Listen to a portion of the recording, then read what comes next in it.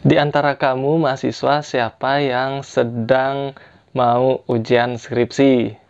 Sudah daftar kan? Nah, ini beberapa bocoran pertanyaannya.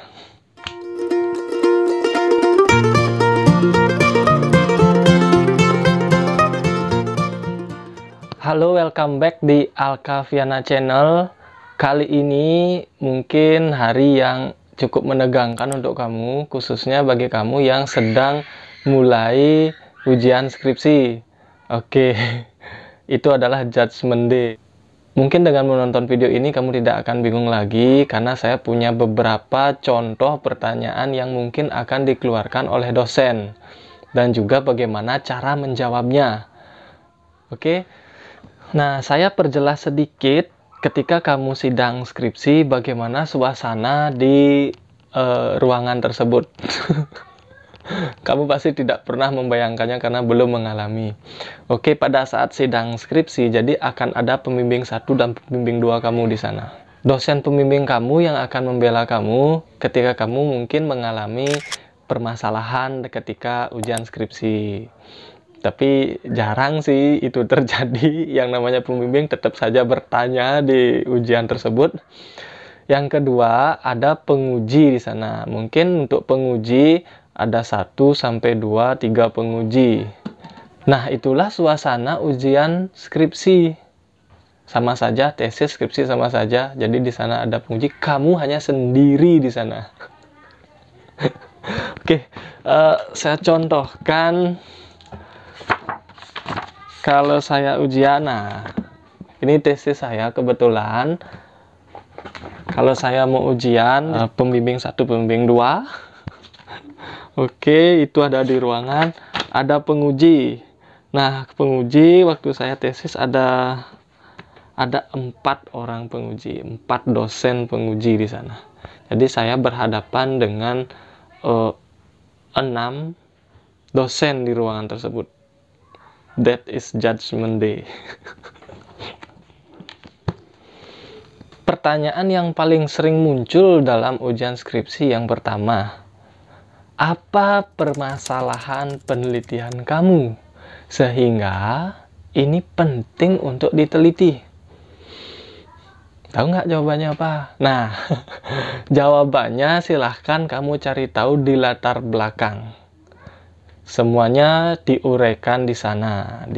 Semuanya memang sudah ada, tapi ketika mendapatkan pertanyaan itu biasanya blank otak. Jadi ingat, usahakan pertanyaan yang pertama ini itu wajib terjawab dengan baik dan jelas. Oke. Yang kedua, ini adalah pertanyaan yang mungkin sangat jarang muncul, tapi ketika judul kamu tidak sesuai dengan tujuan penelitian kamu, pertanyaan ini muncul. Kenapa memilih judul penelitian ini? Sedangkan dari tujuan penelitiannya ini. Nah, itu biasanya yang dosen tanyakan. Saya pernah mengalaminya waktu sarjana dulu. Itu permasalahan penelitian saya begini. Jadi tujuan penelitian saya itu adalah bagaimana masukan teknologi terhadap suatu tanaman di sebuah lahan, begitu kan? Nah, sedangkan judulnya adalah kesesuaian lahan kuantitatif. Ini apa hubungannya? Ini akan sangat dipertanyakan, karena jelas saja dari segi tujuan penelitian saya dengan judul itu tidak terlihat ada hubungan. Nah, tetapi jawabannya ada kok.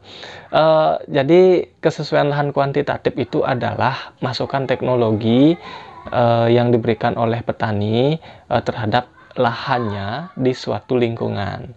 Jadi masukan teknologi itu merupakan namanya kesesuaian lahan kuantitatif. Jangan sampai tidak bisa jawab juga hal ini. Makanya ketika kamu membuat judul, simak video saya ini. Bagaimana cara merumuskan judul supaya judul kamu itu tidak ditanya-tanya lagi dalam ujian skripsi. Karena pada dasarnya membuat judul skripsi itu harus sesuai dengan objek atau variabel. Minimal sesuai dengan tujuan penelitian lah. Saya yakin kamu lolos di pertanyaan. Selanjutnya yang ketiga, itu biasanya yang ditanyakan oleh dosen adalah, apa perbedaan dari penelitian kamu dengan penelitian yang lainnya? Yang tentu saja temanya hampir sama kan? Nah, Di sini kamu perlu menguraikan apa keunikan dari penelitian kamu dan apa yang membedakan antara penelitian kamu dengan penelitian yang sudah pernah dilakukan oleh orang lain. Walaupun objek variabelnya sama, tapi saya yakin itu akan ada perbedaan. Contoh, kamu bisa perjelas definisi operasional variabelnya, sehingga variabel penelitian kamu itu akan sangat berbeda secara operasional dengan variabel penelitian orang lain, walaupun variabelnya sama. Oke, jelaskan keunikan dari penelitian kamu. Pertanyaan yang selanjutnya adalah, apa variabel penelitian kamu? Kadang-kadang semuanya sudah ada deskripsi tapi tetap tidak terjawab juga. Variabel penelitian itu biasanya ada di tujuan penelitian. Apa yang kamu teliti itu adalah variabel penelitian. Pertanyaan selanjutnya biasanya seperti ini. Apa yang dimaksud dengan teori bla bla bla bla bla? Nah, ini pertanyaan yang biasanya muncul ketika seminar proposal. Nah, jika kamu menemukan pertanyaan seperti ini, itu sudah pasti ada di bab 2, yaitu landasan teori. Oke, biasanya pertanyaan ini sangat jarang ditanyakan, tetapi ketika suasana ujian seperti apa, mungkin nasib hal ini akan muncul pada saat seminar. Pertanyaan selanjutnya, ini sudah mulai memasuki dosen penguji 2 yang berkaitan dengan metode. Biasanya pertanyaan yang akan ditanyakan adalah, penelitian kamu termasuk jenis penelitian apa? Tik tik tik, banyak tanda tanya di sini. Minggir. Mengenai jenis penelitian ini bisa kamu temukan di bab 3 yang ada di metode biasanya. Nah, ini penting sekali. Pada dasarnya metode penelitian itu kan biasanya digunakan untuk mempermudah kamu melakukan penelitian. Nah, tapi kamu perlu mengetahui dulu jenis penelitiannya apa. Untuk menghubungkan jenis penelitian kamu apa, kamu temukan di tujuan penelitian. Apakah tujuan penelitian kamu mendeskripsikan sebuah variabel saja? Pilihan kamu adalah penelitian deskriptif. Apakah penelitian kamu mencoba untuk mencari tahu hubungan variabel A dengan variabel B, variabel bebas dan terikatnya? Maka penelitian kamu adalah kategori penelitian korelasional. Tentu saja pendekatannya sudah pasti nanti kuantitatif. Mungkin dalam lingkungan pendidikan, apakah tujuan penelitian kamu ingin memperbaiki hasil belajar siswa dengan menerapkan model tertentu? Maka penelitian kamu itu termasuk dalam kategori action research atau penelitian tindakan kelas. Atau penelitian kamu juga berkaitan dengan pengaruh model pembelajaran ini dengan ini. Oke, maka penelitian kamu itu adalah kuasi eksperimen atau eksperimen semu namanya. Nah, kamu bisa diskusi juga, penelitian saya ini penelitian apa ya jenisnya? Kamu bisa diskusi dengan saya. Silahkan komen aja di sini sebanyak-banyaknya. Pertanyaan selanjutnya, apa objek dan subjek penelitian kamu? Banyak sekali mahasiswa yang bingung membedakan yang mana objek penelitian, yang mana subjek penelitian. Ini sangat penting ya, objek dan subjek penelitian ini. Kalau kamu tidak bisa membedakan, saya yakin kamu juga akan sangat lama. Untuk membedakan objek dan subjek, ini juga diperjelas di bab 3 biasanya. Tapi saya kasih tahu sedikit tipsnya. Objek penelitian itu adalah variabel yang kamu teliti. Sedangkan subjeknya adalah orang di mana kamu akan mendapatkan data yang berkaitan dengan variabel yang kamu teliti. Apa populasi dan sampel penelitiannya? Sudah bisa membedakan nggak apa itu populasi dan sampel penelitian? Nah, populasi penelitian ini berkaitan dengan subjek penelitian kamu. Tentu saja sekumpulan atau kumpulan subjek yang sejenis. Nah, di situ kamu akan mendapatkan data penelitian kamu.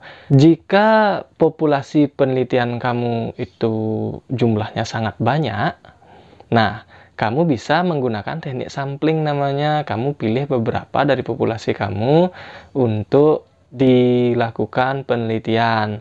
Nah, itu namanya nanti sampel penelitian. Tentu saja sesuai dengan penilaian kamu apa ya. Ini saya tidak detail bisa jawab.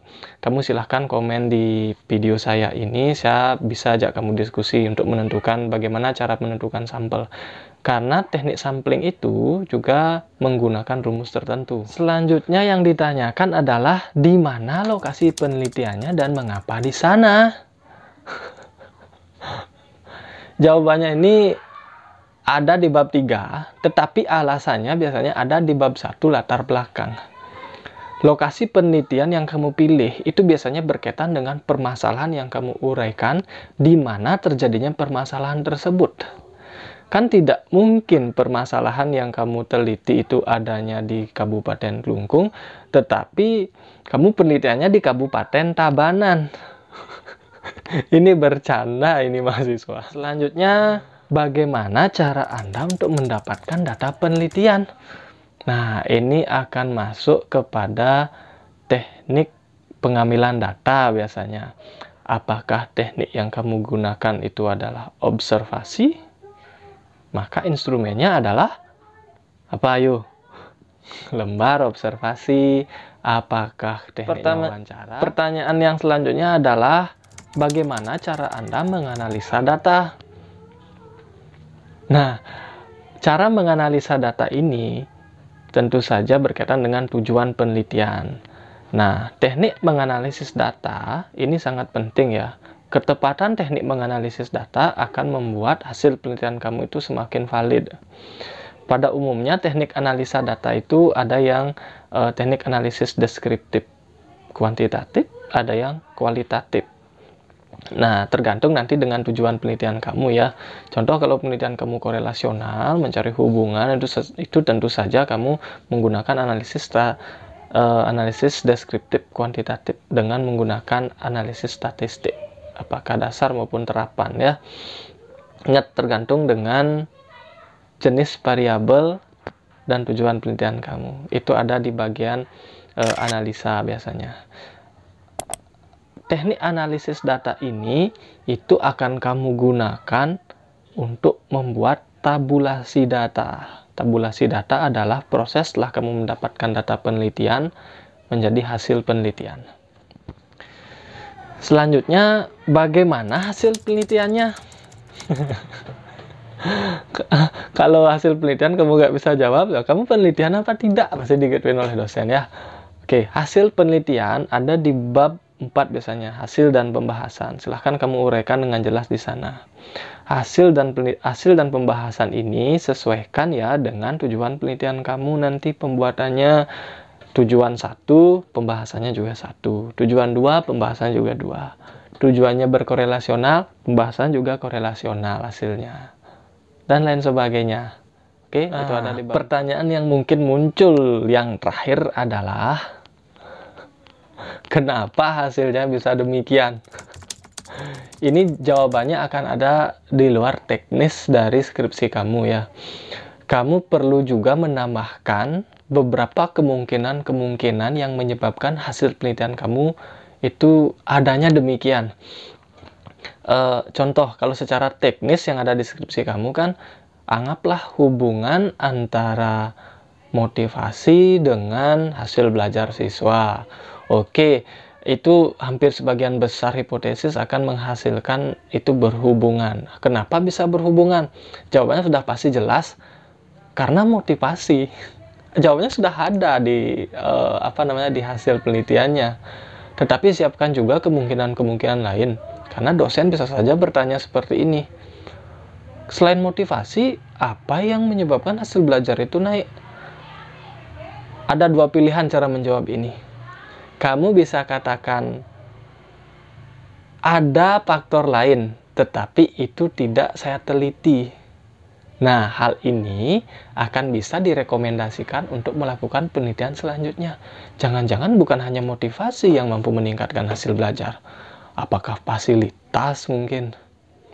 Ya, apakah suasana belajar sekolah? Kan faktor eksternal itu, selain faktor intrinsik. Kan bisa penelitian lagi. Tesis itu.